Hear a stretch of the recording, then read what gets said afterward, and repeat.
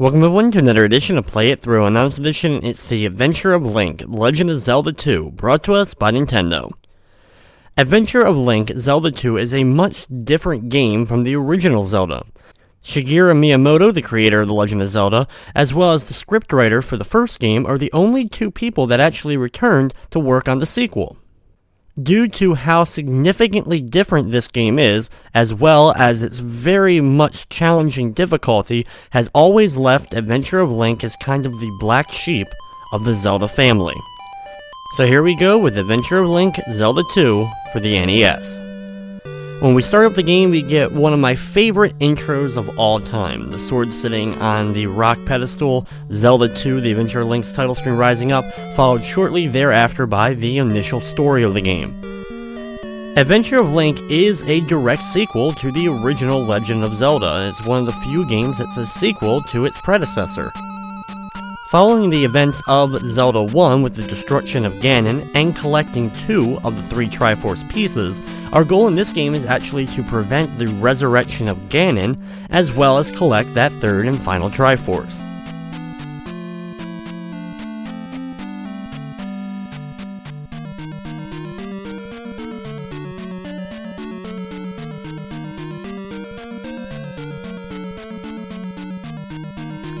And with the opening story out of the way, it's time to set off on our most adventuresome quest yet. Just like with the original Legend of Zelda, when you start up the game, you can enter your name in one of 3 different places, and of course, the game saves. And thankfully it does. This game is notorious for its overall difficulty. And being such a different game and a much more challenging game, it's even more important that we're allowed to save our game.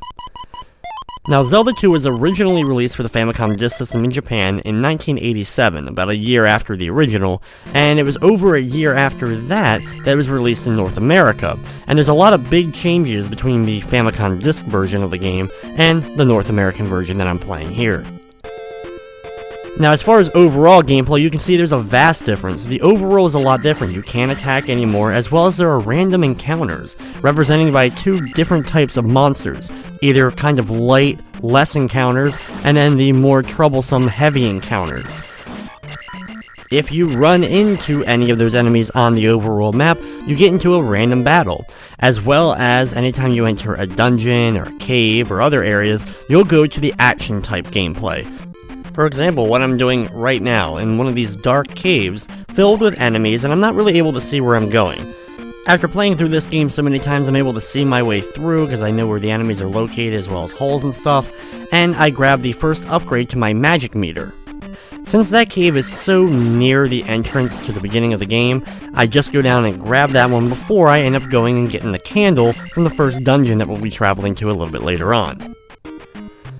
In the action sequences, you can jump, which is one of the few Zelda games you're actually able to jump, as well as you can of course attack enemies. There are no sub-items in the game for you to directly use. Instead of sub-items, you actually have spells that you can use.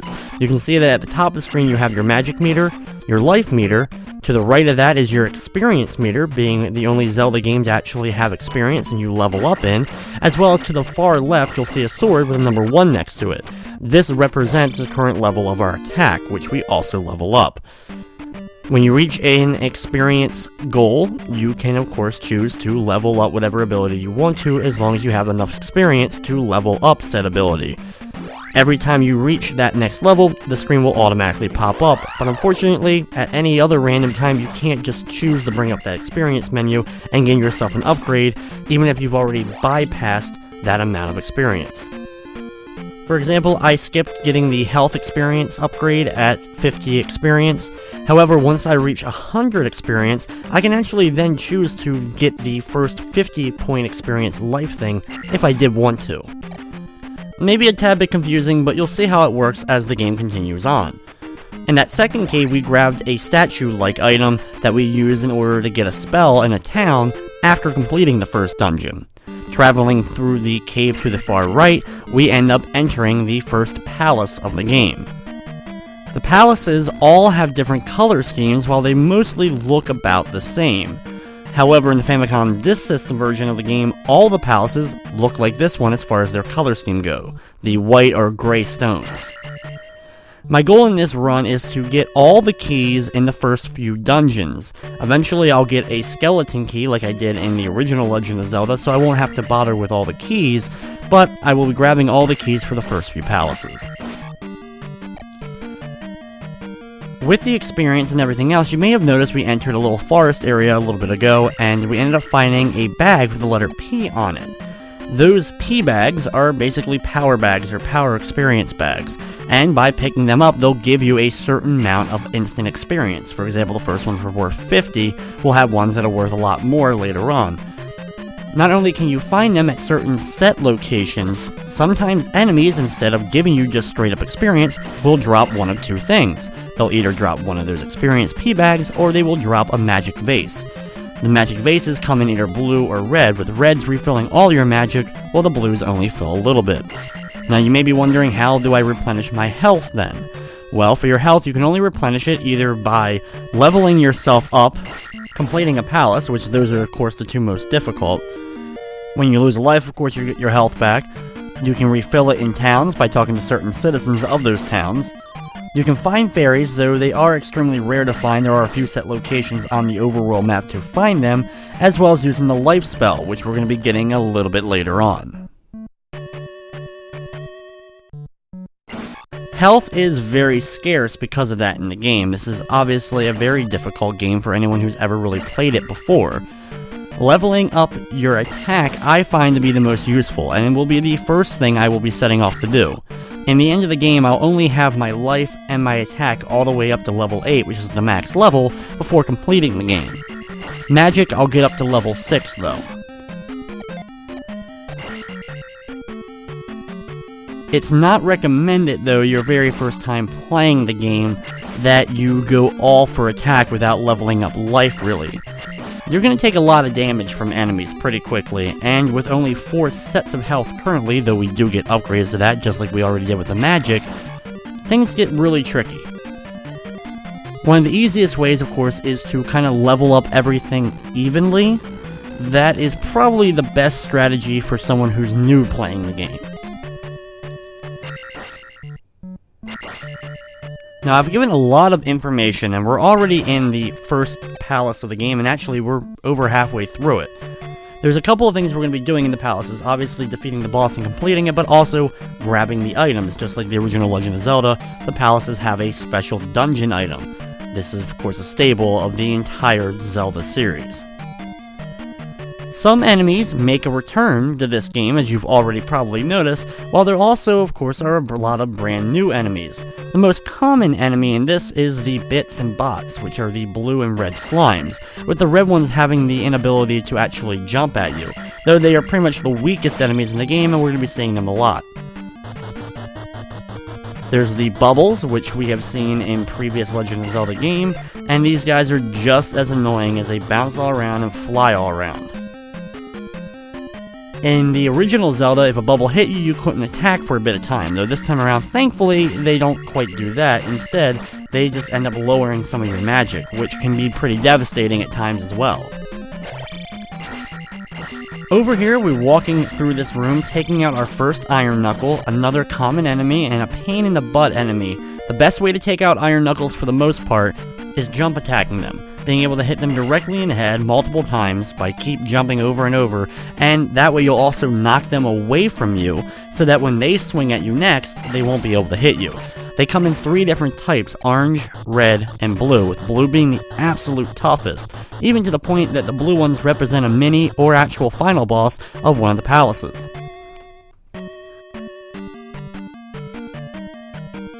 While Link's sword in the game may not seem like it has a really long-range attack, as you have noticed you do throw out the little beam, but that's only when you're at full health.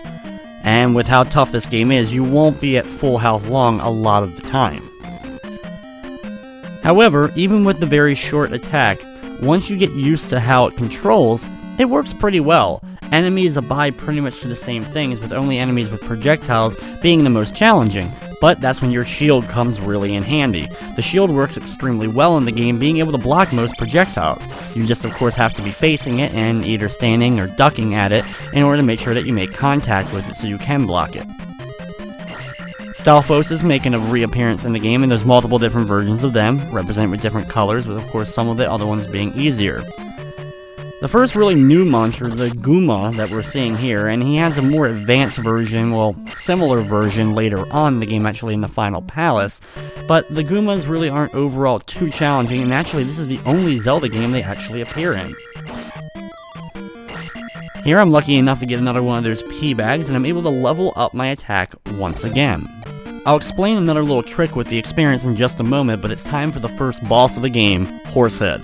Always been one of my favorites. You have to jump up and attack him, and he's going to try to swipe you with his mace. The mace thankfully doesn't have a long reach, but the most difficult thing honestly about Horsehead is you'll end up knocking him off screen a lot of times, and when you do that you won't be able to attack him. So when he gets off screen, back far enough away so he creeps along back on the screen, so you're actually going to be able to hit him again. Once you've drained all his health, be sure to grab the key and walk through the door. And because of my experience the way it currently sits, I'm able to now instantly get all the way up to 1,000 experience and level up my attack for the 4th time, up to level 4 already.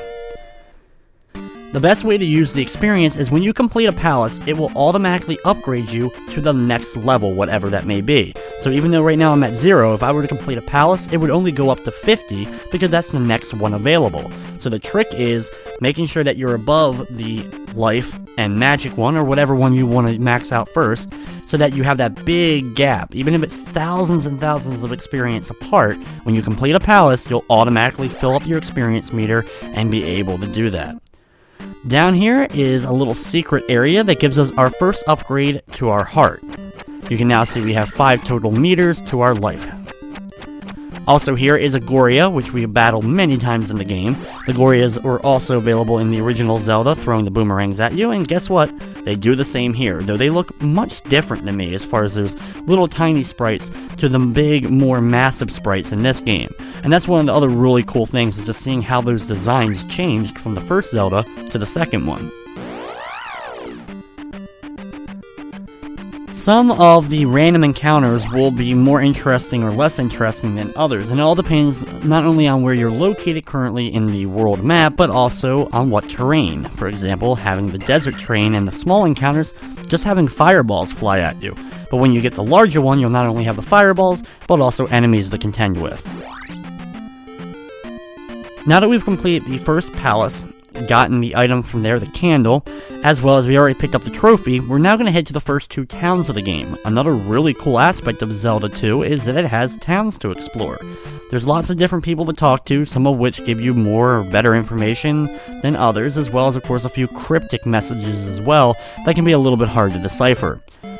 Also, the towns hold spells that you can earn by finding different items along the world map or completing different quests. Some of the towns actually have 2 abilities for you to get per town. In this first one, talk to this woman that we did right outside her house, and she will tell you to go speak with her father. Now, you can actually do this prior to completing the first dungeon. This gives you your first magic spell, the shield spell, which increases your defense. Definitely useful, but not necessarily needed to complete that first dungeon. But just because of the way I run through the game, I don't get it until after completing the Parappa Palace. Also, the towns can not only refill your magic, but also refill your health. You'll see some houses with an old woman in orange, and you can talk to her and she'll let you in her house, which will instantly refill your magic, as well as you'll have a red female walking outside her house and you can talk to her, go inside her house, and you'll get your health refilled. We're now traveling to the left side of the first little area and going to the town of Rudo. The first town that we went to was known as Rauru. Now, you may recognize those names just from saying them, but it really wouldn't come into play till much later on in the Zelda series, but these are the names of the 7 sages from the Ocarina of Time. It's really kind of a cool thing that the towns from this game would go on to be the names of those sages, and in timeline, it's really the Ocarina sages inspired the town's names all those years and years later, as Adventure of Link actually is the final game in the Legend of Zelda timeline, at least according to Nintendo. And only in one of the 3 timeline splits that end up happening. Either way, talking to the woman outside the house, we were able to give her the trophy or tell her that we found it. We can go inside her house and get our second spell of the game, the jump spell. This is what we need in order to progress and get to the lower half of the world map that we're currently on. The world map is actually really quite expansive. Most Zelda games only feature 1 or 2 towns at most, and this game features a lot of different towns for you to explore. There's also tons of different stuff, so if you really broke this down into a very large-scale version of itself, this could quite possibly be the biggest world map we're able to explore in the entire series. With the candle, this area, as you can see inside the cave, is lit up. And now any area that was previously would have been dark only, we can of course see. To equip your spell, you want to press the start button and select which one you want, and then once you're out of that menu, you can press select at any time in order to use the spell. It of course uses different amounts of magic depending on the spell, and that amount of magic is listed to the right of the actual spell's name itself. Here, we're going to use the jump spell for the first time to get up here in order to get out of this cave area. Always be careful that you don't accidentally press that button when you don't want to, or you may end up wasting magic. Stop by the little forest to the right here, and you can go inside to grab one of the fairies that sits on the world map, refilling all your health. Then we're entering the swamp area in order to find one of the hidden 1-ups of the game.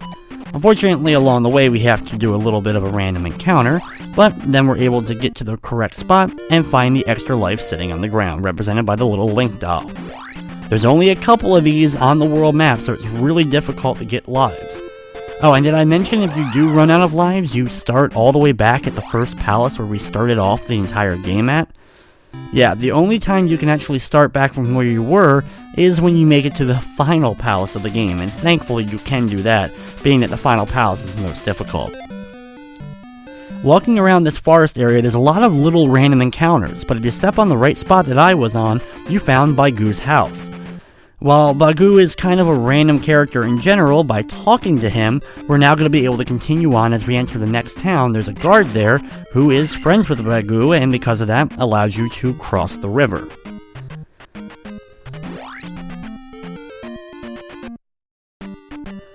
Located in this forest is another one of the pea bags that you can pick up and get a nice little chunk of experience to help us out. And then once we exit out, we're actually going to be going to the lower left here in order to enter the next town, the town of Saria. As you can notice on the town of Saria, there's actually a town and then the river itself and then another town. They're both the same town, just 2 different entrances. Like I mentioned earlier, we had to meet up with the other guy named Bagu in order so that we can talk to the guy here in order to cross the river. Before doing so, we're going to find the mirror. Kind of one of the random items in the entire game, and it doesn't appear anywhere in inventory or anything. But when you go into this room, you can find a mirror under the table. Backtrack to the previous screen and talk to this woman who thanks you for finding her mirror. You can then go inside and get the 3rd spell of the game.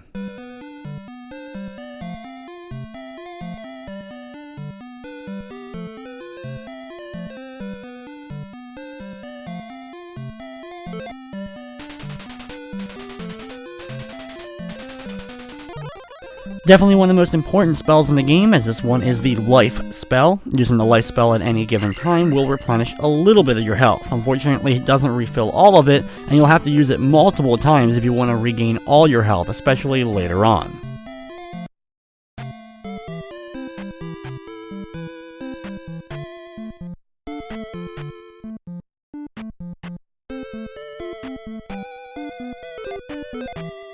Since we have used a little bit of our magic, we're going to stop by this house right here, talk to the old woman, and replenish our magic meter. Right to the left of that is the woman that can replenish your health if that's low as well. Go inside this place, don't even try to attempt to jump over that large gap to the left, and talk to the river guard here. Once you talk to him, he'll say, "Oh, you know Bagu? You must be awesome. I'm just going to go ahead and extend the bridge for you." Gotta love that. Either way, he makes the bridge and we can walk across to the opposite side and head towards Death Mountain. Death Mountain is easily one of the toughest areas in the entire game. This is a giant labyrinth of multiple different caves for you to explore. The path I'm going to be taking is the most direct route, and even with that, there's still a lot of areas to explore here with a lot of tough enemies. Now you can complete the second palace of the game if you want to do that one first before heading here, as the second palace is significantly easier than Death Mountain itself, and if you're able to do so, you'll be able to have a nice chunk of experience to help you out throughout Death Mountain. But as a more experienced Zelda 2 player, I always like to do Death Mountain before completing the second palace. There are a lot of different enemies inside all these little cave areas, including some we haven't seen before. One of the ones we have seen already, and I haven't really talked about, are the Aches, the bat-like enemies. Those enemies are replacements for the Keese. This is the only game that they end up appearing in, but they're slightly different than Keese overall, a little bit fatter in their overall design. Also, the Aches can actually disguise themselves as humans as well as turn into weird demons known as the Ache Men. Anytime you see one of the red Aches laying around, they may actually be one of those devils in disguise.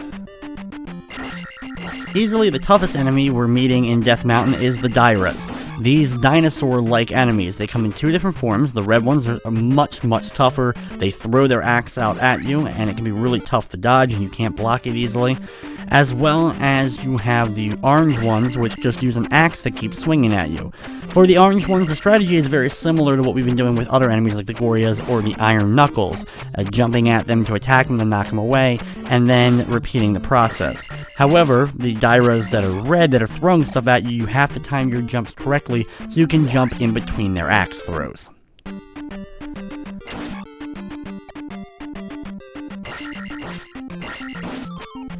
On the staircases like these, it can be a little bit difficult to actually hit some of the enemies, but backing away onto a previous stair and then trying to get in a low attack while jumping towards may help you out as far as hitting some of the Dairas.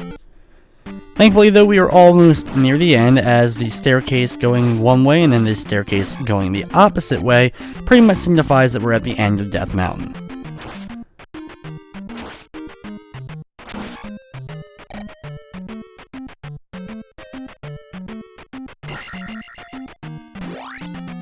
Here we now have to deal with the last part of the mountain, and it's definitely the toughest, as you're going to have to work your way through this area in order to get to the hammer item, which is the whole reason why we're coming to Death Mountain. Take out the red Daira in the first room, or there's sometimes a trick you can do if you're low on health and you're scared to actually take him on.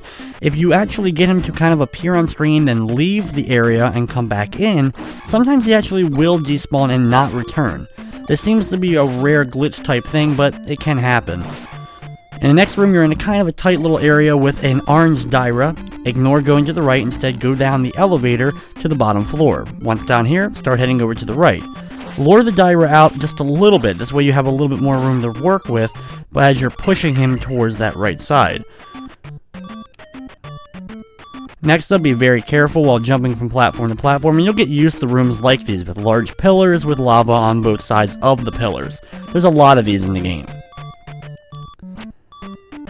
After that, we now have to take on another one of the orange ones, and as soon as we're done with him, we have one more red one to deal with before we can actually grab the hammer.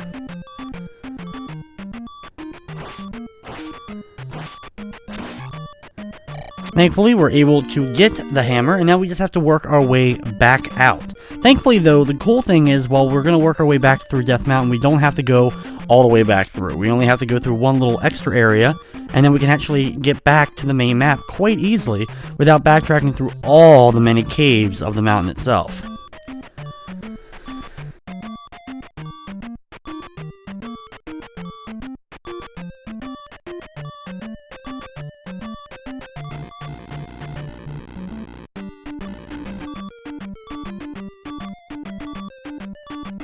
The other thing good about the game is that if you defeat an enemy and then move on to the next screen, they'll stay defeated. Some enemies do respawn, sometimes like the Aches here, the red ones, they will come back. However, the Dairas will not respawn yet, so that's a good thing. Of course, if you end up game overing, they will respawn. Break the rock left of where you are, that's what the hammer is able to of course do, and drop down the hole, collecting another upgrade to our magic meter. Thankfully, there's no enemies located here. Now, you don't have to deal with any of the southern part here. Just go straight over to the right and enter this cave.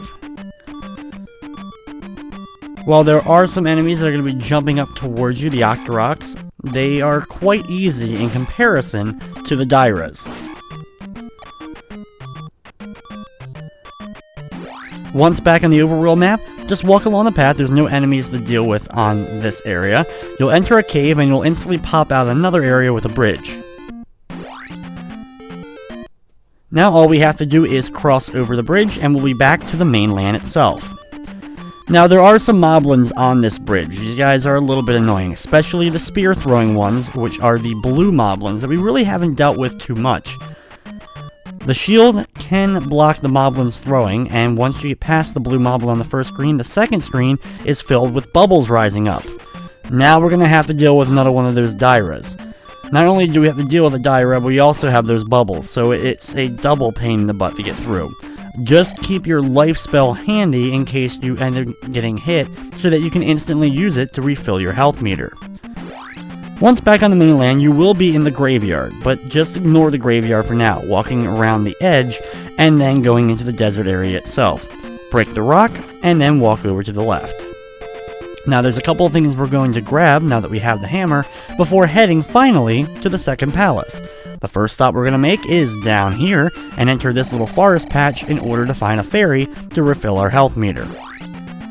Now you may have noticed when we first came to this area of the map, there was a cave blocked by a rock in the swamp. We're now going to head back there since we can actually get rid of that rock now.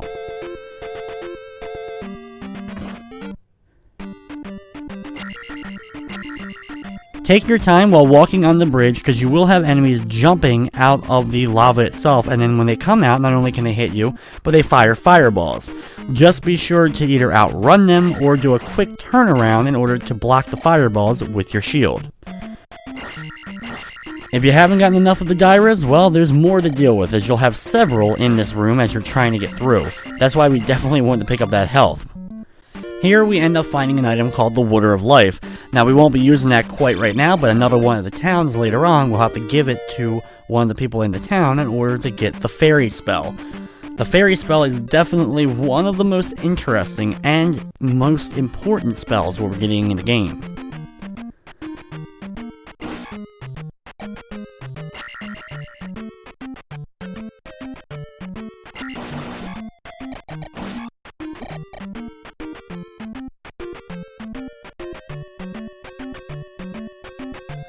Once you have backtracked all your way through that little cave area, head out of the swamp to the south, trying to avoid as many extra battles as you can, as that's really kind of always my main goal. While the side battles are good in case you're trying to get a little bit of extra experience, overall, I find that I can get enough experience in pretty much most of the dungeons of the game without doing too many side battles. There's also some cool glitches you can do with those random encounters, including if you meet an enemy while walking on a normal sidewalk, you end up just getting to a blank plain screen with no enemies, as well as if there's already a predetermined area on a map, for example, you have to walk over a bridge or something. If you end up meeting up with one of those random encounters at the same time you walk onto one of their spots, you'll get the random encounter instead of sometimes getting the much tougher default area that you're supposed to travel through. You can use this actually to your advantage to help you get through some of the tougher areas later on in the game.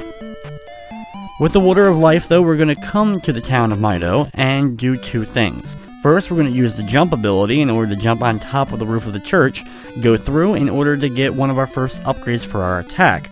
This is the down stab. Easily one of the most important things we're going to be getting in the game, as it definitely helps us take out enemies, as well as becomes kind of iconic, as Link still does this move today in some of the Zelda games as well as the Super Smash Bros. Series.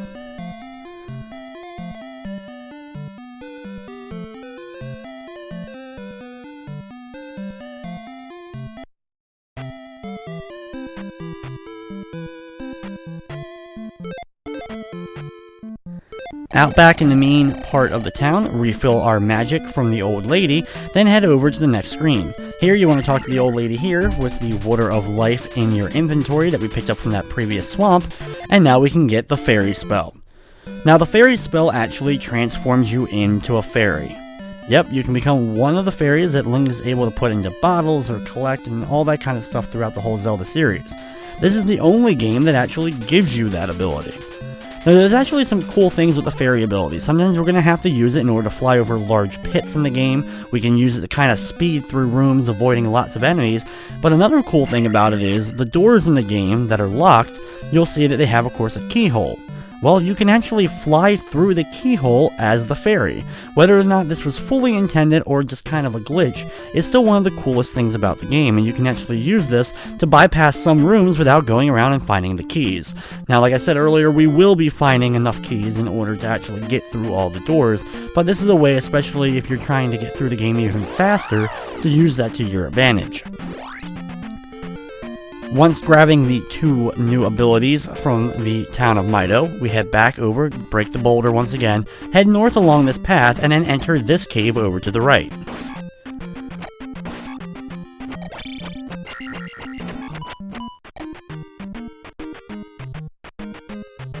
While you will have to battle a blue Goria along the way, it's really not anything too challenging compared to what we've already been dealing with, and at the end of the cave is a heart upgrade, filling up our total amount of heart meter, now up to 6.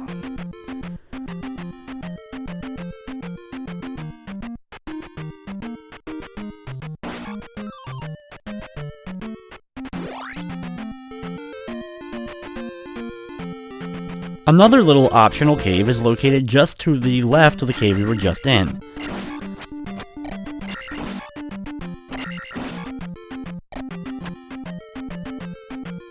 Here you'll have one of the default orange Gorias, thankfully the easiest of the Gorias to deal with, but you also have all the hopping enemies.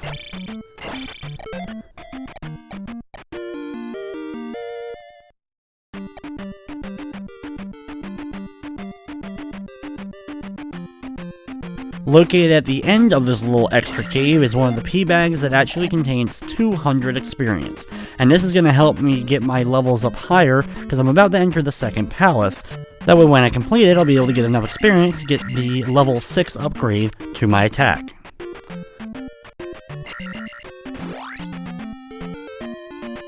Okay, time to finally head to the second palace. So we're going to go into the swamp area, and we're just perfectly aligned where I like to enter the swamp from, the north. This way you can actually easily access this little path easier. While going through, try to lure the little mini encounters if you can to one of the few areas of the swamp that isn't infested with, well, swamp. For example, I can use the enemies that appear and stand on this spot for a few seconds to get them to hit me, so that I get a really non-encounter. Then, finally, we can enter the palace itself.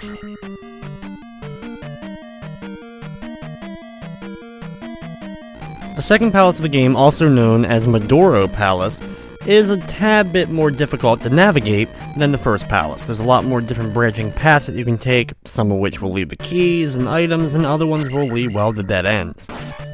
We're going to start off by taking the elevator all the way down as far as it can go, and then enter the next room. When you make it to this room, you want to be very careful to try to get in between the projectiles, then knock the enemy against one of the other platforms so that you can hit him multiple times to get rid of him. If for some reason he's a little bit close to the platform, you can use some of the other platforms to just kind of jump over him so that we can get to that opposite side and grab the key. Once you have the key, you want to backtrack all the way to the elevator. Like I mentioned earlier, the dungeons in the Japanese version of the game are actually different, that they don't have this kind of weird color schemes. They only have the default gray and white that we saw in the first palace. One of the other differences, though, between the Famicom version and the NES version is the music. There's significant changes to just random pieces of music, and songs overall are actually different in where they're placed in the game. Another cool thing that they have in the Famicom version that they don't have in the North American version is they actually have boss sounds. You'll hear the boss actually kind of roar when you're fighting it. Not necessarily the most amazing thing ever, but not only was it a cool detail, it was also kind of a throwback to hearing the roar of the creatures in the original Legend of Zelda. In this room, we want to walk all the way over to the other side. Of course, we grab the item, and now we're returning one more time to the elevator. Now, since we've already gone down, and we've already gone left on this platform, we're going to ignore the right one here, and now head up to this floor, and head over to the left. Watch out for the dripping columns that you see above you. Now sometimes the columns will actually drip down a blue drip, and when that hits, it will actually form one of the creatures, the little slime guys. Flying horse heads are going to be another major pain in some of the later dungeons, including this one, as they move back and forth in a wave pattern similar to the Medusa heads from Castlevania. Here, be sure to grab the key while trying to avoid the slimes knocking you back into the vast lava pit down below. One of my other favorite things that's actually different between the US and Japanese version is that you actually, when you get a game over, will see an outline or silhouette of Ganon on the game over screen. Ganon will also laugh at you. And interestingly enough, the laugh that Ganon ends up doing during that game over screen is actually the same laugh that Soda Popinski does in Punch-Out! One of the best things about the down stab ability that we got in the previous town, and using that as soon as possible, is the ability that when you have a really tight area, if you jump up towards the ceiling and press down, a lot of times, even though it doesn't really quite make sense, you will be able to hit the enemy above you and get through him without taking damage. Getting used to how the downward stab can really help you out is a key to surviving some of the tougher areas.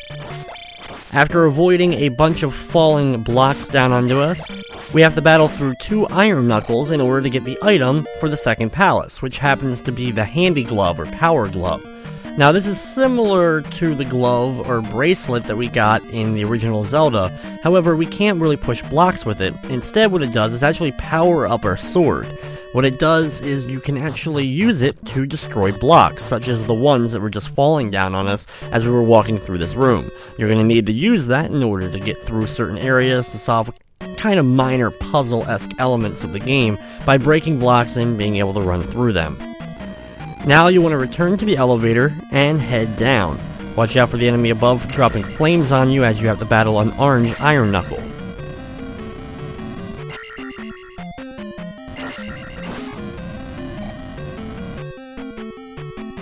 After taking on a second one, the next room you'll have a Stalfos and 2 statues consistently firing projectiles at you. Try to get in between the projectiles so you can make it over in between them, and you'll have to destroy a bunch of blocks. You'll do this a couple of times as you're making your way through this room. Once you have done that though, you'll be in the next room having to deal with a couple of bubbles, and you'll make it to another elevator. When you make it to this point, you'll want to actually bypass the elevator for now, and keep heading over to the right. Another enemy that I haven't really talked a whole lot about are the Wusus. Now these are the little wolf guys that are kind of like hopping towards them with the blade in front of them. They actually end up stealing experience if they end up hitting you, though this was only in the North American release for the game, as the original Japanese Famicom version did not have them steal experience.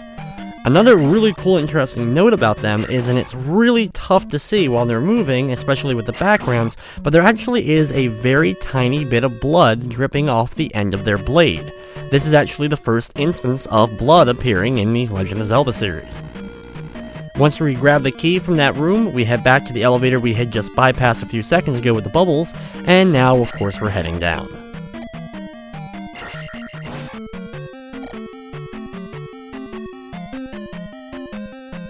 With the downward stab, it's easy to grab this extra amount of experience from the P-bag before jumping over the gap, watching out for the lava, and running along here. After a couple of Wusus, you'll have to battle an Iron Knuckle, but thankfully with our upgrades to our strength, it only takes a couple of hits now to take out these Iron Knuckles. So you're starting to see really the benefit of increasing your attack power.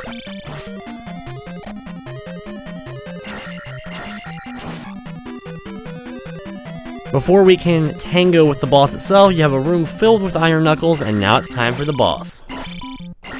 Helmet Head is a relatively simple boss, as you have to attack him in, of course, the head a few times and it'll knock his helmet off. He has projectiles and he moves relatively slowly, and if you're able to knock him too far to the right, he'll stop firing those projectiles, eventually knocking off his mask, in which case you can then hit his bare head in order to do enough damage to finish him off, grab your experience and key, and finish up the palace. Of course, since we were able to get close already to that next level up, the amount of experience we get from beating the palace gives us that 3,000, and we have leveled up our sword up to 6. Like I mentioned earlier, there are 8 total levels for all 3 things you can gain experience in: life, magic, and of course attack.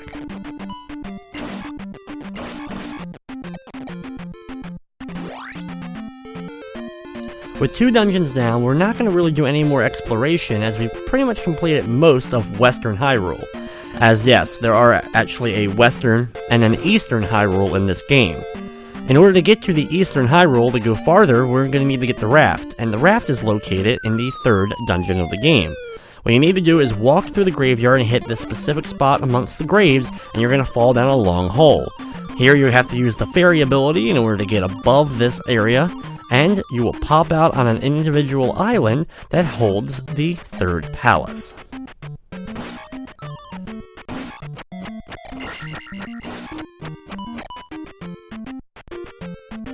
When you exit outside of this cave, walk around the island itself to the 3rd palace, trying to avoid some of the random encounters. The 3rd palace of the game is known as the Island Palace, and you may be wondering exactly, is there any hints in-game to try to figure out where this palace is located? Because from now on out, most of the palaces are relatively difficult to figure out where they are. Well, the game actually does give you a hint on most of these things, including this one. In the 2nd town of the game that we visited, Rudo, there's a very, very popular character in that town that I didn't talk to. His name is Error. And the only thing he says to you is, well, I am Error. So most people, well, thought that that was actually a game glitch and it wasn't supposed to happen. But interestingly enough, a little bit later on, if you go to Mido, which is the town where we got the fairy spell, you can actually talk to a guy there who will tell you to go talk to Error. And once you do that, Error will finally say something other than I am Error and give you a little bit of a hint on the location of the Island Palace. I feel that even amongst gamers who never experienced Zelda 2, a lot of them know who Error is. I mean, even been referenced in multiple other games including Super Paper Mario, and even in Nintendo's UK website when there's an error in trying to get to a certain web page, you'll actually see Error representing the 404 error code.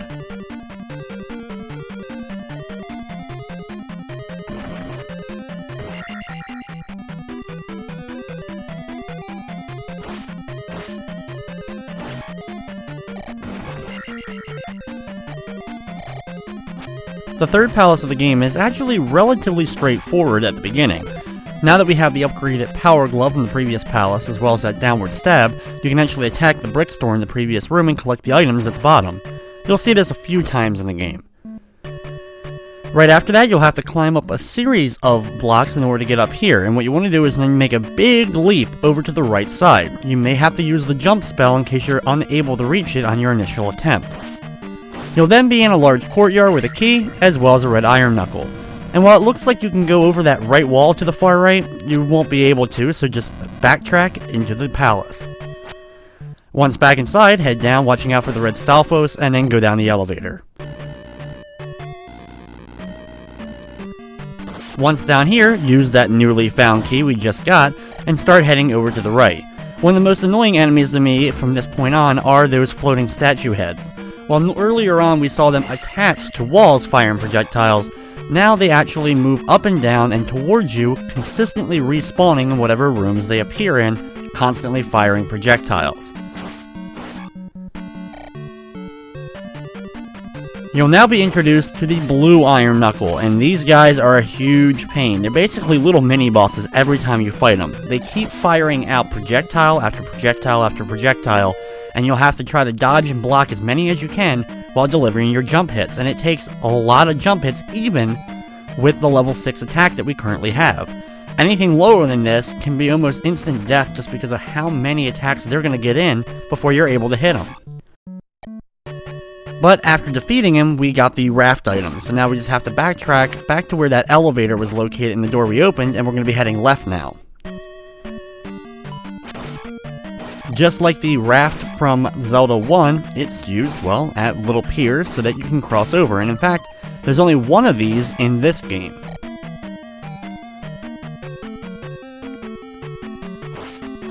Take out the red iron knuckle, open up the door, and then don't go down the elevator quite yet, instead heading over to the left. The next room is really annoying unless you're going to use one of your jump spells and use some of your magic. Because what we're going to have to do is, throughout it, near the end, there's a key. We're going to drop down with the jump stab in order to get down here and pick up the key. But now we have to get out of this area while we're being consistently chased by the floating heads. And because of this, I constantly end up taking damage. So make sure that you have your life spell handy if you decide to go this route. Or you can try to break the bricks in a way so you can actually jump up brick by brick in order to get back on top. Either way, you're going to have a little bit of difficulty because of all the floating heads. Thankfully, we're eventually able to get out of here and climb back on top. Now we're just going to be backtracking to that previous elevator. A trick in the game with your magic is when you get a vase 2 drop from an enemy, especially the red vases, what you can do is actually use a spell, pick up the vase, and as your magic is still refilling, use another spell immediately. Until your magic is fully replenished, you can use as many spells as you want because the magic meter will keep filling because it's trying to fill all the way back up. This is a nice little way to get multiple spells used in a single room when you want to, and still have full magic.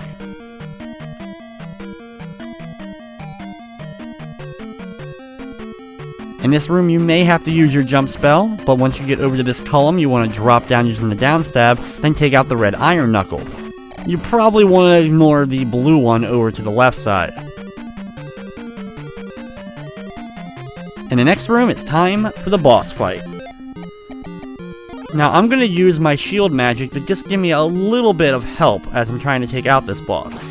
Ribonak is one of the more annoying bosses because what he'll do is he'll charge forward, and then once you're able to get him off of his horse by using the down stab, and yes, you can attack him normally as well, it's just a lot more difficult, he'll then pop off his horse and try to attack you, and when he does that, well, he's a blue iron knuckle, so it makes this fight even tougher.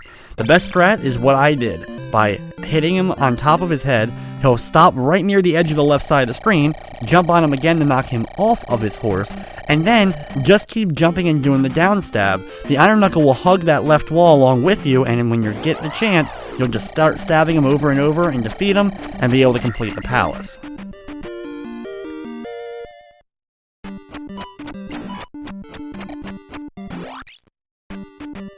Now that we've completed the third palace, we're going to head back through the cave area that we took in order to get to the island, and now head back up north to where the town of Mido was.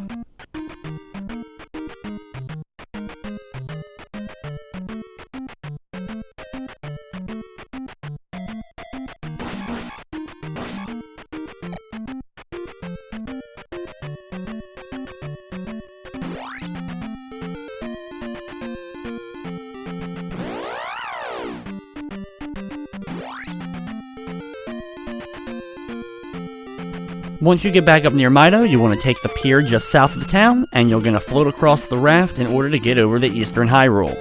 Now, Eastern Hyrule, of course, brand new area, lots of new stuff to explore, but there's also new enemy encounters, and these enemies are pretty tough, so try to avoid as many of the little encounters as you can, or if you do get one, try to just get past it without fighting too many enemies.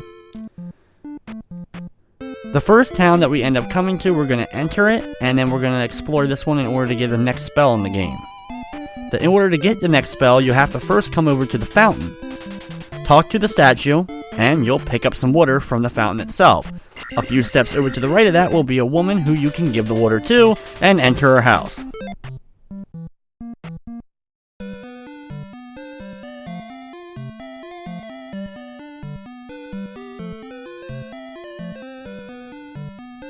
Inside the town of Nabaru, we end up getting the fire spell.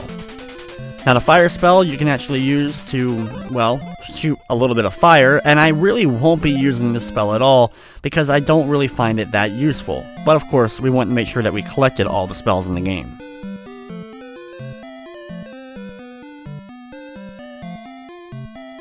That's the only thing that we really need to take care of in Nabaru, so now we're just going to head back out of the town. Be sure to, of course, refill magic and health if you haven't done so already.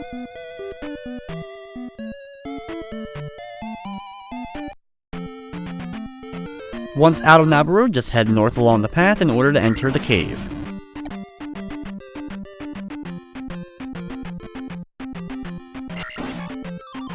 Inside the cave, and you'll start seeing from now on, is a Zora enemy. The Zoras in this game, instead of being in actual water, actually walk on all fours and fire projectiles directly at you. They're kind of an interesting concept that they're so much different compared to Zoras we see in other Zelda titles. Once outside the cave, you want to head over to the right and cross the bridge onto this area. Then walk along the very bottom path all the way up into the upper right of it. When you get up here, you'll end up falling down. Down below, you want to use the fairy ability, just so you can avoid fighting the enemy here, and then pick up the little boy over to the right. Yep, you end up picking up a kid, even in fairy form, and we're going to take him and then go over to the left past the hole we dropped down from and exit out of this area. We need to get that boy in order to go to the next town and get the next ability, which we do need to complete the next palace. As you saw, the next palace is actually in the upper right, just slightly above where we currently went to.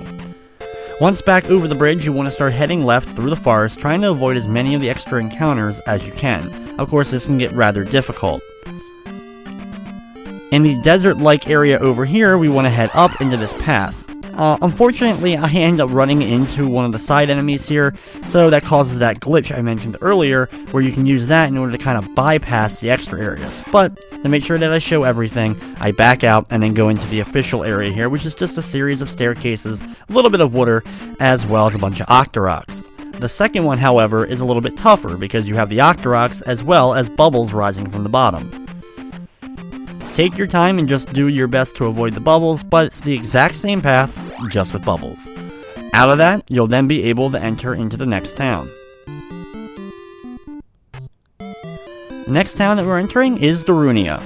Be sure to refill your magic and health, especially since we just used that fairy magic a few minutes ago. Then you want to head over to the left to the next screen. Once on here, equip the jump ability. Since my magic was still refilling when I used it, you can see that I still have full magic and I was able to use the spell. You want to use the jump ability in order to go over to the left and jump on top of the roofs, then jump on this one and go down the chimney. Go over to the right and talk to the guard down below, and you'll now have the up stab. While not nearly as useful as the downward stab, it can still come in handy from time to time.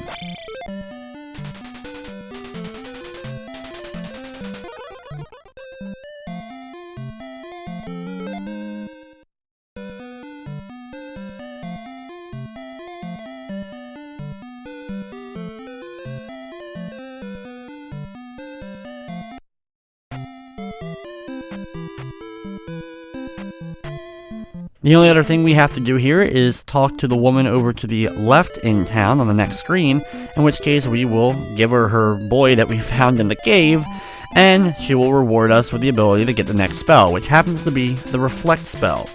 We're going to need the Reflect spell in order to take out enemies in the next palace.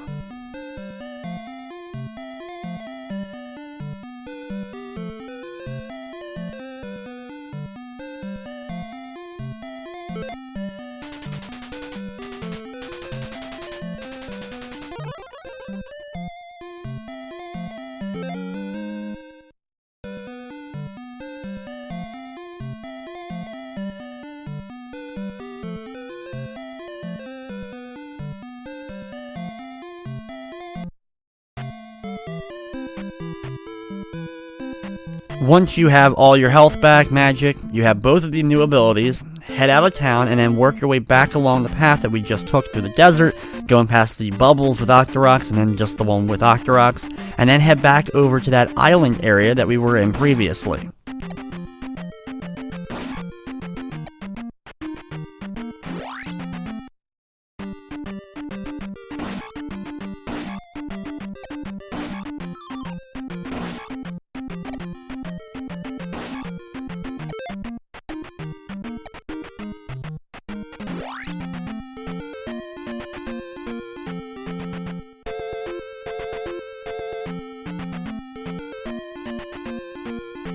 One quick pit stop that you can make along the way is actually going down to this corner down here. Located just next to the mountain range is another one of the Link dolls that give you an extra life. With that, we'll now head back across the bridge, and now we're going to head towards that palace. There's a few different paths you can take along the way, some of which are going to contain more little mini areas than others. Go across the bridge here, and then drop down immediately at the first pass and walk around. You'll end up falling down a hole, but down here is actually the location of one of the magic jars. We now are only missing one piece of our magic meter.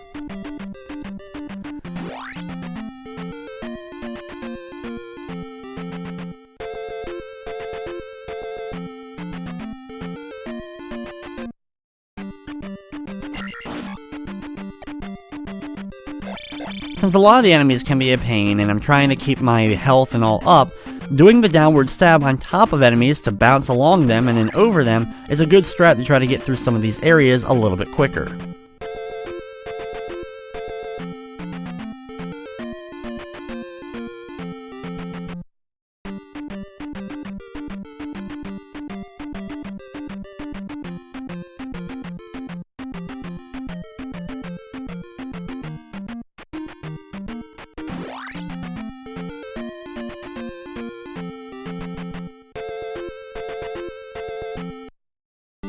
Eventually, we'll arrive at the 4th Palace.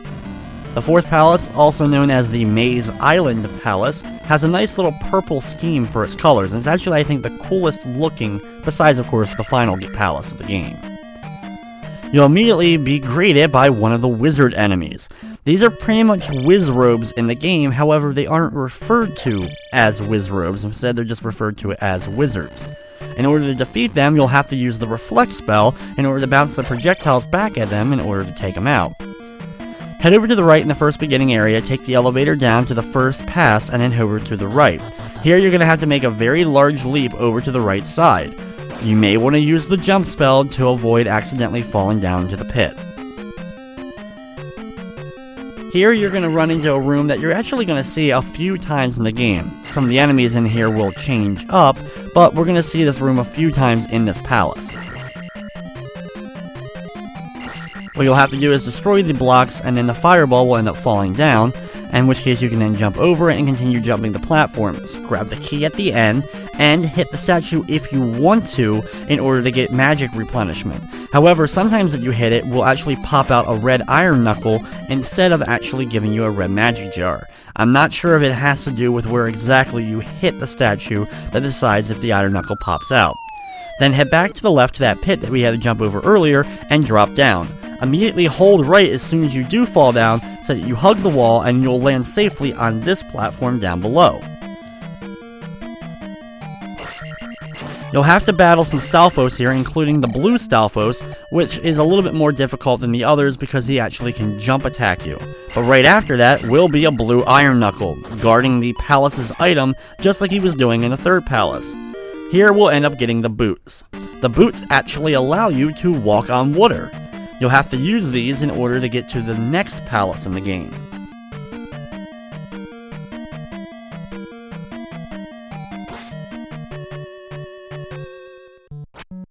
In order to use the Reflect magic in the game, I do need to have a certain amount of magic.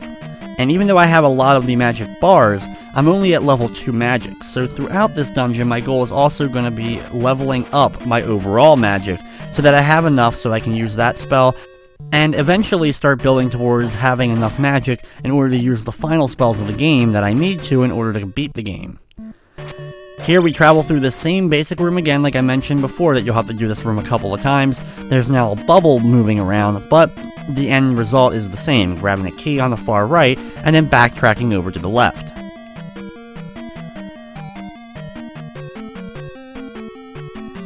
Now that we're back in this room, you want to head across the bridge. Of course, it will break apart just like all the other bridges have been pretty much doing throughout the game, so we don't want to fall down into the lava. Don't use the Reflect spell unless you really have to, because it uses so much magic, and even right now, we currently really aren't able to. You want to ignore the elevator that we're going to pass, and instead, keep heading over to the left.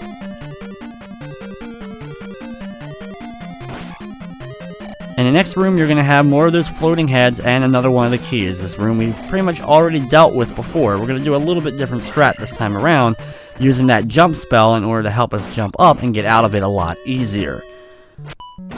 The only reason you may not want to do that is, of course, if you don't have a whole lot of magic to help you out here.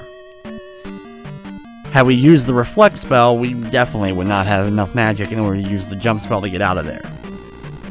Head back to the elevator and now head up. When you arrive at the very top, this is of course where we actually first entered the dungeon, going down to that first floor, and now we're going to head back through this area. Since I'm trying to build up a little bit of experience, I will take out this blue Stalfos, as well as pick up the P bag down below him in order to help me get some more magic.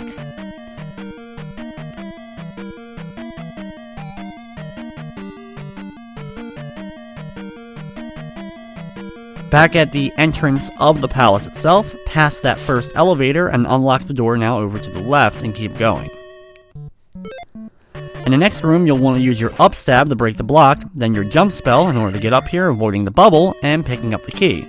There's going to be a red iron knuckle right to the left of that, not too much of a big deal at this point.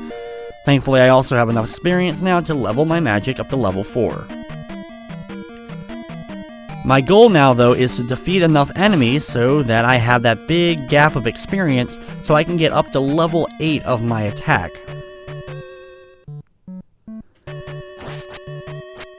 Now this room is another one with a key, but thankfully there aren't the floating heads coming at you. I'm going to drop down a little bit earlier than usual and pick up the P bag, that way I have a lot of extra experience, and then I just gotta work my way through breaking all the blocks until eventually I can get to that key, then backtrack my way out of here by jumping along the blocks so I can get back to the top.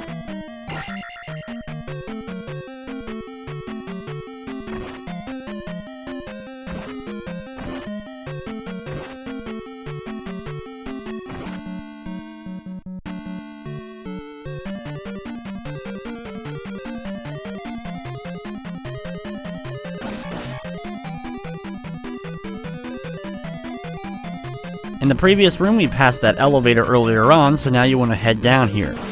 You'll have the choice of going left or right. We're going to head over to the right first.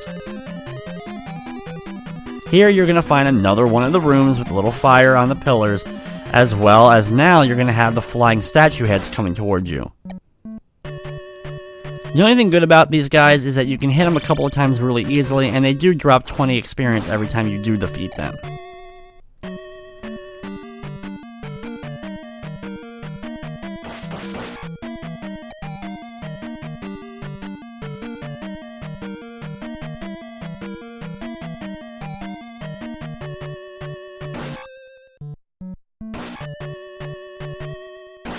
Head back past the elevator, trying to do your best to conserve your health at this point, or using your life spell if you absolutely need to replenish. However, you're going to need magic in order to use that reflect spell in just a little bit.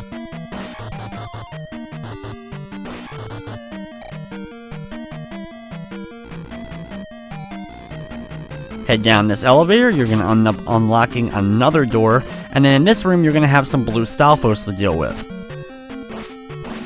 Thankfully, with our upgraded attack, we can do a pretty good amount of damage. I'm going to use both my jump and life spell, then pick up the magic jar that's dropped, so that I have still full magic and can use the reflect spell. Just one of those lucky things that I was able to get one of those right here.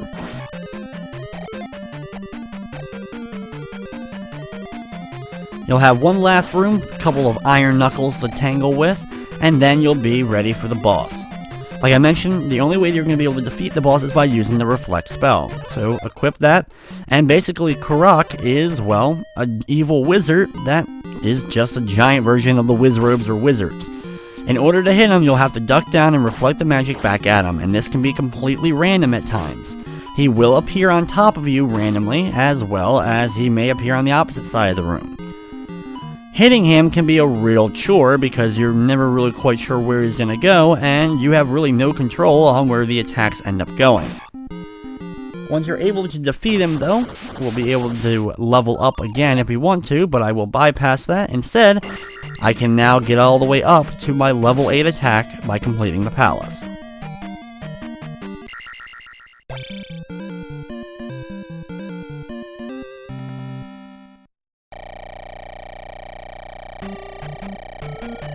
Once outside the palace, you don't have to backtrack all the way through since we picked up those boots that allow you to walk on water. You can actually walk along the river and get back out of this area. From where we were, just head south, right back to next to the place with that Link doll earlier, and walk onto the water. You can literally walk all the way down, and then we're going to head over to the right here, and we're going to land safely on the island with the next palace. Yep, that's the only little gap between the 4th and 5th palaces of the game.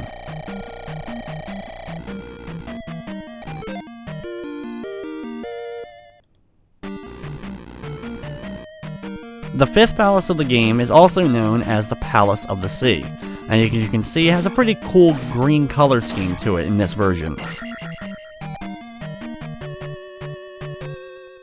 In the next room, we're going to immediately use our fairy ability, and then we're going to have to dodge in and out of a few of the bubbles, but go up here and you'll see a key, but unfortunately while you're in fairy form, since you can't attack, and the only way to pick up keys is by attacking, you're going to have to go off screen to the right, then backtrack to the previous screen, avoid the bubbles once again, and then grab the key. Once you have that, then go back over to the right. A little bit redundant, but I don't think there's any other way you can get that key without doing that little bit of backtracking. In the next room, you'll be on one of those destroyable bridges as you run across. Be sure to grab the P bag along the way so that you can grab an extra bit of experience.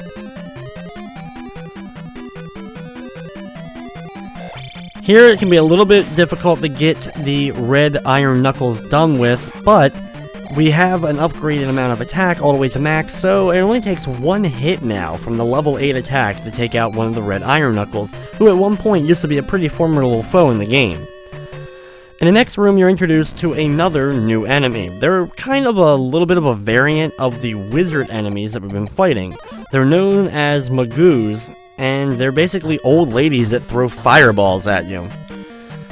In this room, you want to use the jump ability to help you out, and then try to dodge back and forth between all the blocks that are falling down. When you get enough blocks to fall down in the right areas, you can jump up and grab the key. This can be annoying because a lot of times you'll try to jump up and go over and grab the key, but you'll end up getting hit right on top of your head and knocked back down. Once you have the key though, just keep going over to the left.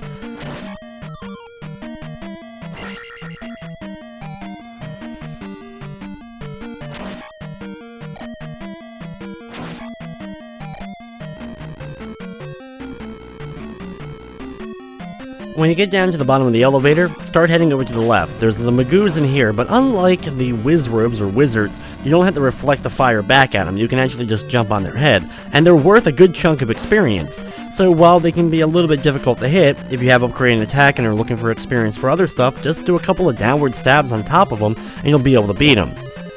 Now here we need the jump ability in order to grab that key. So optimally, we would want to grab that key now, but we can go over to the right because we're going to have to backtrack past that room on our way back to continue the dungeon. So for now, we're just going to head over to the right, because thankfully, even though we do need 2 keys, both keys that we can pick up also on this side. You'll eventually come to a wall after a blue iron knuckle, and you can actually go through the wall by doing a little bit of a short jump and walk right through. Trying to figure out this the very first time I played the game was definitely one of the more tricky spots.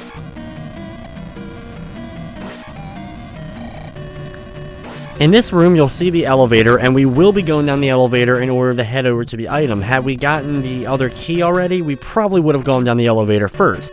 But because we had to leave that one key behind for now, we're going to head over to the right and head towards another key.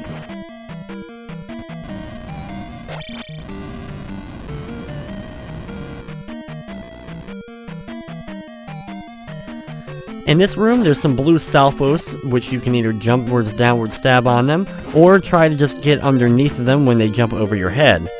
Here I'm also upgrading my magic, as I'm now up to level 5.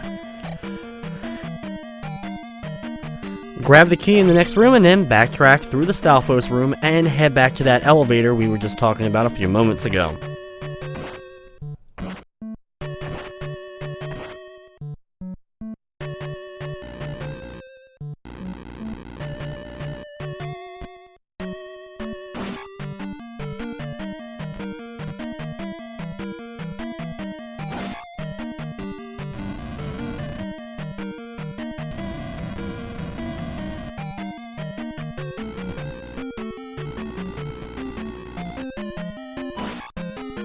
Once back down the elevator, you're going to be unlocking the door and having to dodge a few fireballs from not only the Magos, but also from the floating heads.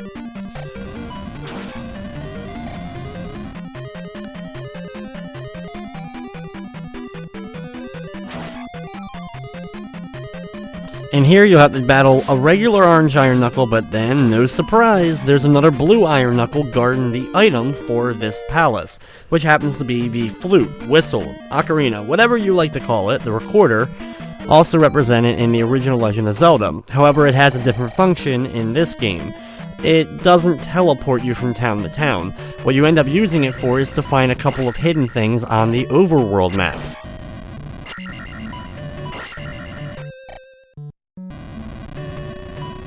We now unfortunately have to do a bit of backtracking. You're going to want to go back up the elevator and go all the way back and through that wall we passed through a little while ago.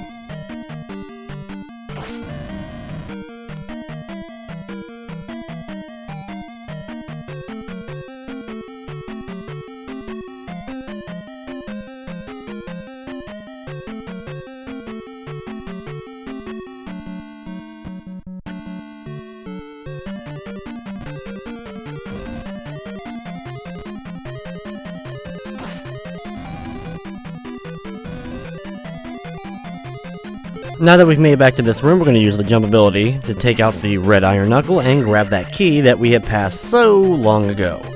Then go back over and go up in the elevator. Once you get back up to the top of the elevator, you can grab the P bag on top, or just keep heading over to the left and use the key to go through the door. Watch out for the projectiles from an enemy above you, and then you'll make it to another elevator and you'll have a choice of going 3 ways, in which case we're going to be heading down. Here, walk through, be sure to grab the P bag by doing an up thrust up into the air, and then continue along your way.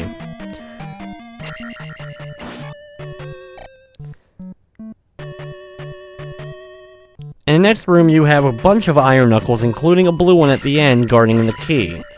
The tight, closed area definitely makes it tough. That's why upgrading our attack was important relatively early on, or upgrading your life. That way that you can take a lot more hits, or you can deal a lot more damage. As with the level 8, it only takes 3 attacks in order to defeat one of those blue Iron Knuckles.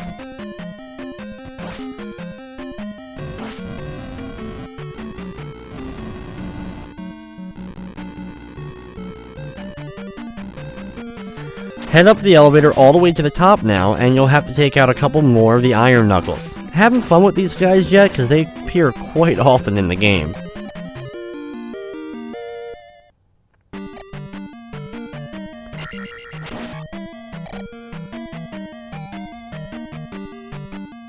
Now it's time for the boss. Now this boss is actually very interesting. Not that he's overall the most interesting to fight, but just his overall history. Goomba, which you can attack him and then you want to back away as quickly as possible to avoid getting hit with his mace.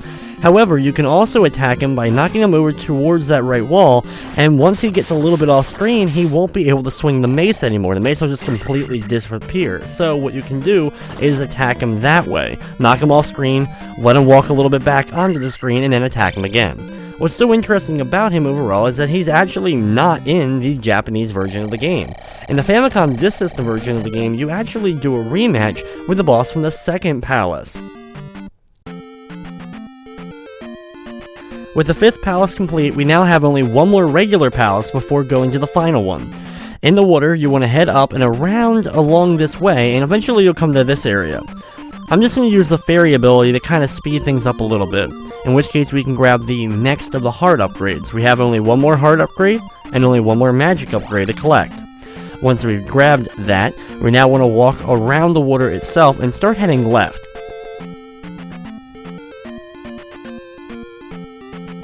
Where we're going to actually end up landing on land is near the beginning of the Eastern Hyrule continent. This will put us right near the River Devil. This guy right here, you'll have to play the flute for in order to get rid of him, and he'll disappear off screen. He doesn't do anything else, and if you try to just walk into him, he won't damage you or do anything. It's also interesting to note that he actually looks different as well in the Japanese version, looking much more mammal-like or like a minotaur-esque instead of the weird spider-like creature that's there. There's a little bit of dialogue from the town about the River Devil, but other than that, there's really not a whole lot of knowledge about what exactly he is or the lore behind it. And of course, as far as we know as of this point, there's never been another one of them appear in the Zelda series. While working our way around this southern area, you're going to run into a bunch of scenes like this, with the enemies above you chucking rocks down below at you, as well as you're about to face a few of them on a one-on-one level. These gurus, the reds and the orange ones, are one of the tougher enemies you're going to be dealing with on the overworld-like map, not the ones necessarily the toughest in the dungeons. Over here, you want to head up into this cave area. Once again, I'm going to use the fairy ability because we're going to be able to replenish our magic very quickly after this, because we're getting ready to go to a town. This also allows me to avoid the Tektites that are jumping back and forth firing projectiles. On the next screen, I'm going to lure the guru down into this little pit area, and then bounce on his head to get over him. Pretty much going to do the exact same to the next one. Now, these guys aren't the most tough enemies ever, but this way I can avoid unnecessary damage or potential loss of life if I was low on health. You want to attack or get near this area of the forest, and when you attack it, if you're standing at the right spot, it will actually end up revealing a hidden village. The hidden town of Kasuto is not only interesting for being a hidden town and being relatively hard to find, also having two versions of itself, as we'll visit old Kasuto a little bit later on, but also the fact that it's not named after a character from Ocarina of Time. While most of the towns have been named after the sages, including one named Mido, named after the elder of Kokoria Forest, this, however, is the only one that isn't named after a character from there. Now, there have been rumors, and I'm not sure if it's positive or not, that there was supposed to be another character named Kasuto in Ocarina of Time, just wasn't actually put in. After collecting our next spell item, we now will use that. Now, you saw when I first entered the town, I grabbed the last magic jar, which is located in one of the buildings. There's also a spell here that I forgot to grab, so even though I went all the way to the right in the town, I need to do a little bit of backtracking in order to enter this house. And then over to the right of it, you'll see a chimney. Enter the chimney, and then you're actually able to get the next spell. Basically, this spell is, well, only used for really one purpose, and that is to find a hidden location to the far right of town. You remember when I just was over there, there was a big wall that seems like there was nothing else there. But using the spell over there, a giant building will end up appearing and we'll be able to enter it.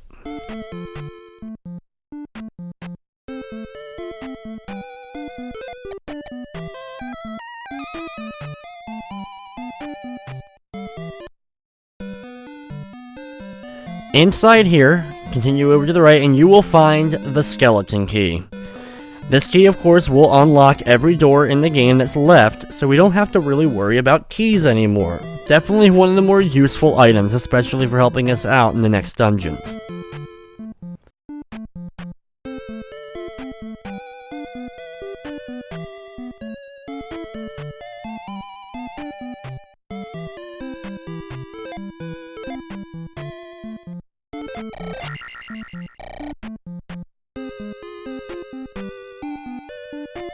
Be sure to replenish your magic and your health before leaving the town, and then you want to head back through the little cave area that we first traveled to in order to get here.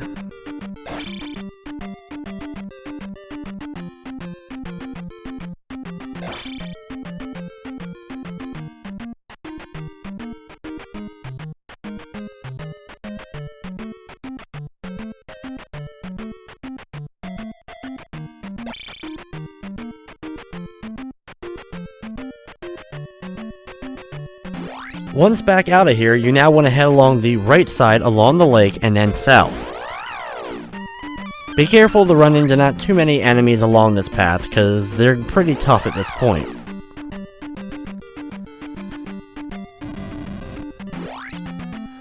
Along the southern part of the water here, though, you will find the last upgrade to our health. The location of it is definitely a little tricky to find. Then you want to go over to the left and you're going to see 3 rocks sitting there. You need to stand in between all 3 rocks, the center point of all 3, and use the flute. And when you do so, you're going to reveal the next palace.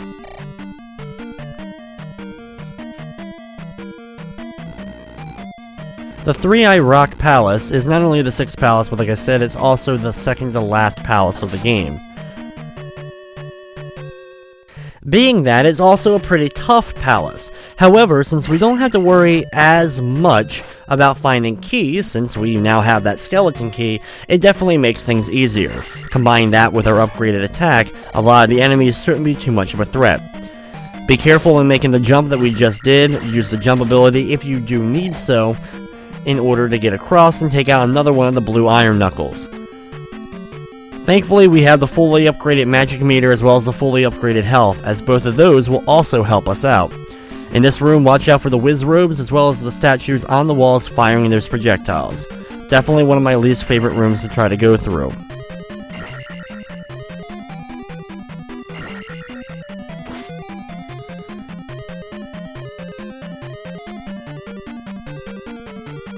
You're going to have to make another one of those big jumps over there using the jump spell once again, if you need so.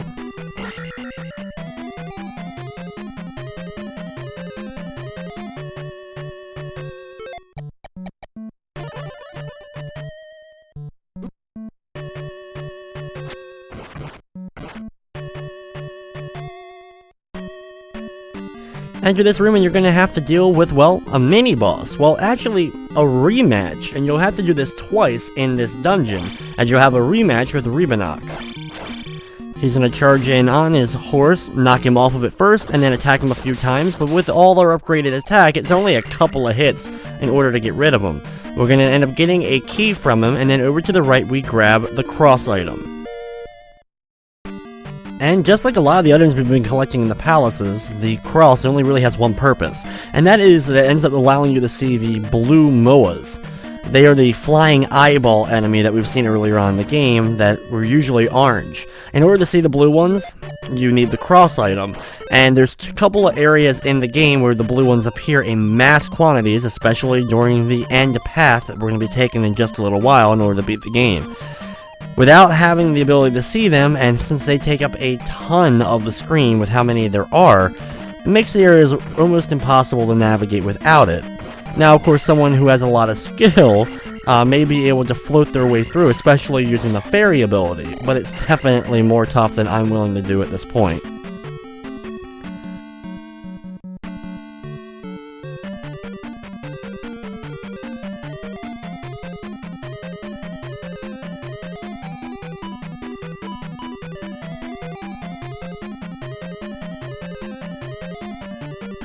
With the crossed item, we're now going to be heading all the way back through a lot of the rooms we've already traveled to back over to this pit. You then want to drop down into the pit below. Keep falling down to another screen, and here you can sometimes get lucky and actually land on the ceiling here, but if you land all the way down, just go through the door that you can unlock, and then take out the blue iron knuckle and go over.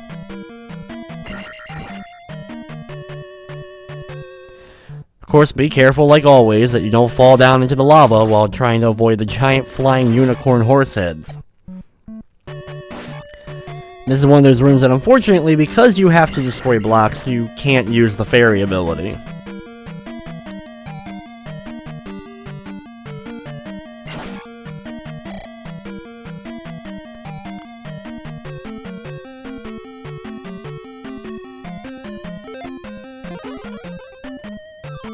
In this room, you're going to have to use the fairy ability and fly through, and there's a bunch of bubbles, and there's also the dripping lava coming down. It can be a little challenging, but thankfully the bubbles and all don't take away too much health from you, even while you're in your fairy form.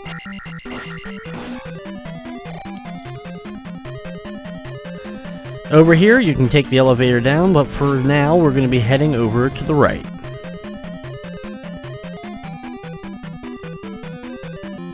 Here, it's time for another rematch. This is the exact same boss fight we just dealt with a little bit ago, though it would have been interesting with the statues on the wall for them to be firing projectiles at you while you tried to do this. Would have made the thing even more challenging.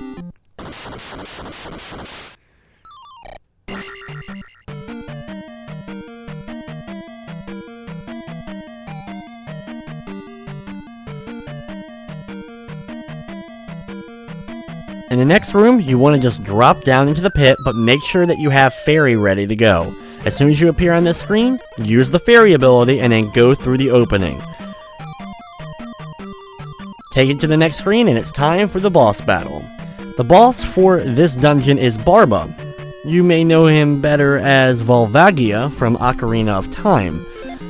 The cry and the look of Barba is actually a lot different in the Japanese version than it is in the North American version. This battle is relatively tough, and I recommend using the jump ability so you can get higher up into the air to attack Volvagia right directly in the head. Once you defeat good old Barba, it will be destroyed, and just like always, we'll have a key and a bunch of experience to collect. It's now time to get ready to head to the final palace.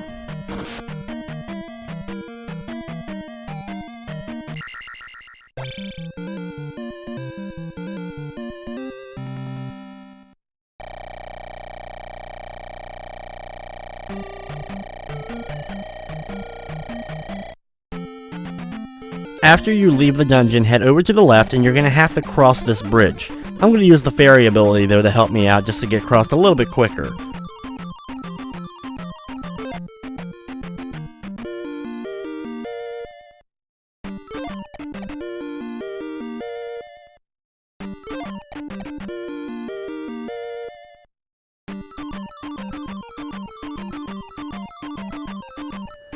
Once you're over the bridge, enter into the town. This is Old Kasuto, which has those blue-purple moes that are running around that you're going to have to watch out for. Enter into the first house. Walk through and talk to the old man in the basement to get the final spell of the game. This spell not only is the most expansive as far as the amount of magic it's going to cost you, but it is absolutely 100% necessary in order to beat the game. The Thunder Spell. Without it, you won't be able to beat the final boss. Well, the second to last final boss.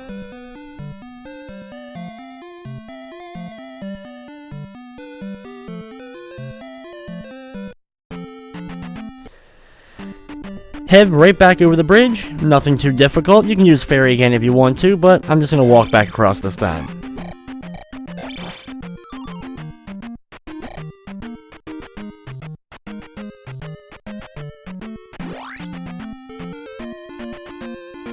From where we are currently, you want to head north and then across another little bridge segment. Yeah, lots of fun crossing these bridges.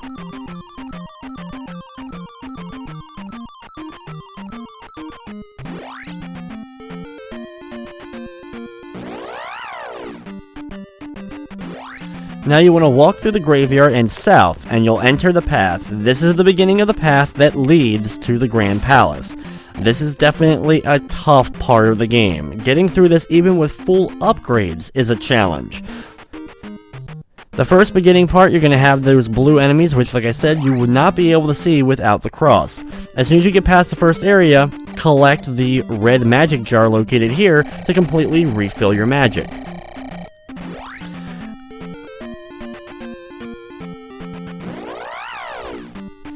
There's a lot of encounters during this area, and some are tougher, of course, than others. The big one during this time has the blue flying guys, as well as a blue version of the dinosaur-like lizards that we've been dealing with, the gurus.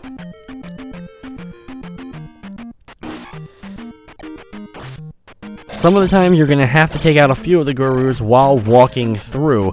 Be careful, though, when you do your jumps that you don't fall down into the lava.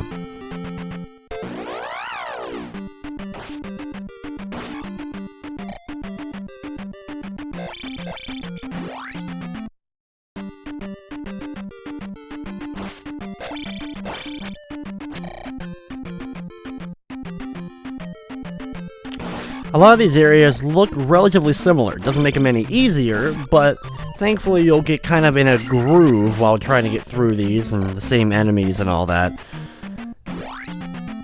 Eventually you will come to a cave entrance. Go in here. This area will be a little bit different, and when you pop out of here you'll enter another cave before we're finally at the Grand Palace.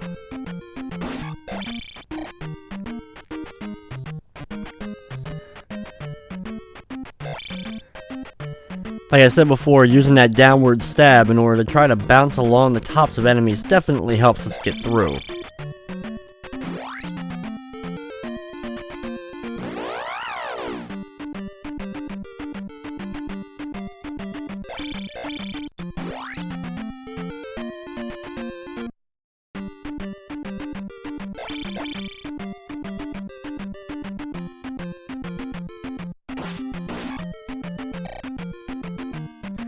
This last cave, a couple of gurus are going to be definitely fighting you, but then you'll arrive at the Grand Palace, the final dungeon of the game.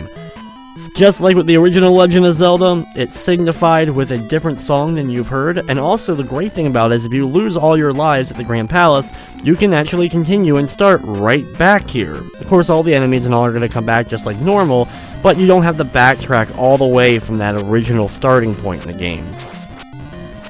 When you start off and get off the elevator at the bottom, we're going to be heading left, and you'll be introduced to all brand new enemies for the most part throughout this dungeon.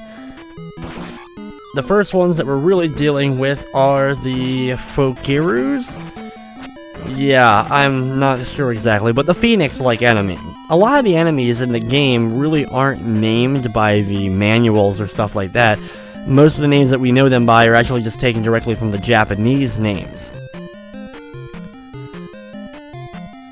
Travel along the top of that last one and go down the elevator, and when of course walking across this bridge segment, you'll be surprised that things aren't flying at you like they usually are during the bridge segments of these areas.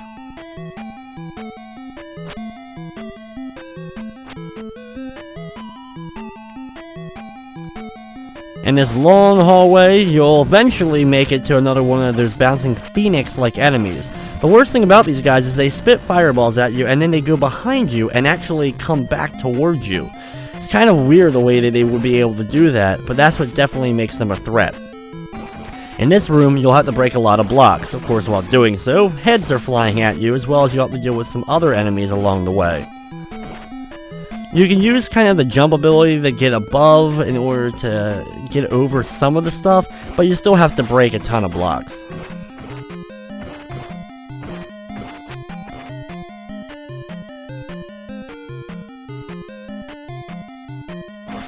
In the next room, you're going to be introduced to the Fukas. These bird-like enemies, kind of representing the entire theme of the Grand Palace, kind of a bird theme, and that'll even come to full ideal when we make it to the boss of the dungeon.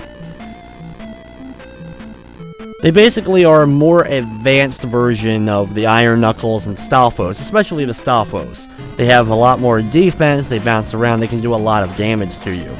When you reach the bottom of the elevator here, watch out for another one of the Phoenix guys and get over and past the screen.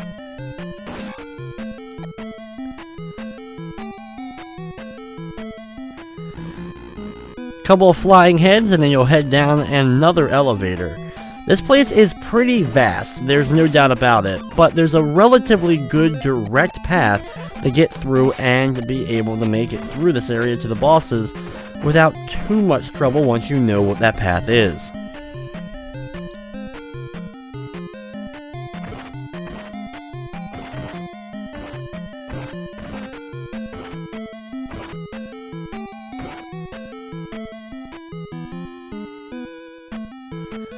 Here you're going to have another one of those bridges that will fall apart while you're going through.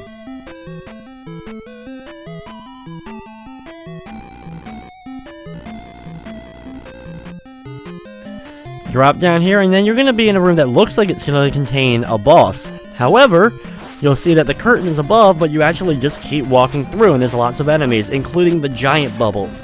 The giant bubbles are similar, of course, to the regular ones, and if you attack them enough, they will actually split up into little bubbles. The blue jumping bird enemy is one of the toughest, and thankfully there's only a couple in the game. Get over here as quickly as you can and do the downward stab while avoiding as many of those flying projectile swords. Just get in this elevator and you'll want to head all the way down to the very bottom. Once you get off the elevator, start heading left.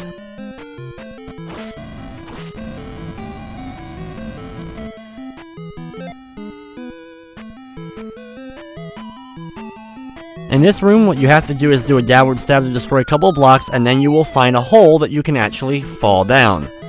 Once down here over to the right, you'll be attacked by a giant slime. Do an upward stab, as this is one of the only times you want to use the stab in order to kill it. It'll break apart, but we want to just go to the next screen. Here, I intentionally kill myself. The reason for that is so I can have full magic, as I need full magic even with level 6 in order to use the thunder spell, which I'm about to use. Use the bridge and then drop down into the little opening and it's time to do the final 2 boss fights.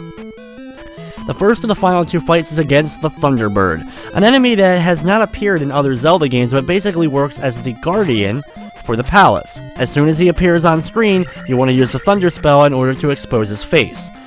You'll then have to jump up and attack, and you can actually use your jumping ability to help you out if you have enough magic, but just having your normal jump is sufficient enough in order to hit him. He keeps spitting fireballs everywhere, as you can see. The key to jumping and attacking him is waiting for your right opportunities.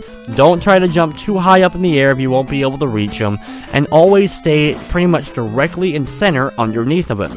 This way the fireballs have a better chance of going around you instead of landing directly on top of you. There's kind of a trick to beating Thunderbird, obviously, and I've been beating him a lot for so many years, I've kinda gotten used to it.